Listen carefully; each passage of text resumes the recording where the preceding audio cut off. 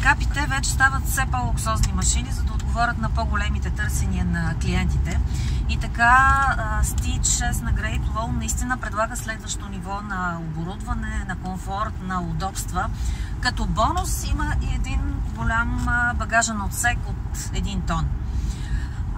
В купето вече виждаме наистина едно качествено оборудване с много приятни материали. Това всъщност е кожа с декоративни шевове и то двуцветна кожа в седалките, в вратите.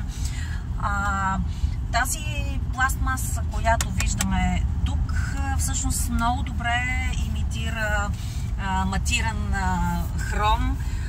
Имаме пиано лак на централната конзола. Тъч екран вече имаме. Жалко само, че няма навигация, дори без подготовка за навигация. За такъв автомобил, честно казвам, на мен това ми се вижда като минус. Сега ще включим примерно радиото. Оборудване е с 6-степенна скоростна кутия, 139 конски сили. И трябва да кажа, че се представя отлично, ако и да изглеждат малко тези конски сили. На магистралата демонстрира отлично поведение.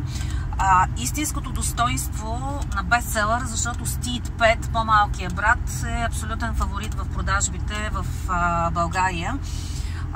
Има изключително добра проходимост и ето тук виждаме различните бутони, които ни дават тази възможност. Има и бавни скорости, които вече са за трудни и тежки терени. Така че наистина с Stitch 6 може да се достигне до различни места.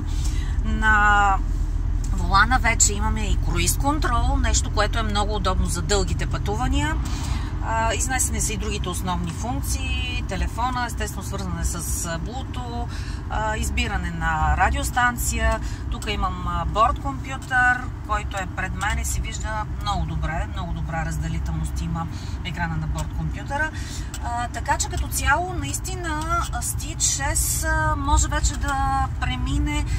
Той е комбинирал всъщност възможностите и лукса, които дават високопроходимите автомобили и практичността на един автомобил, който може да пренесе много товар.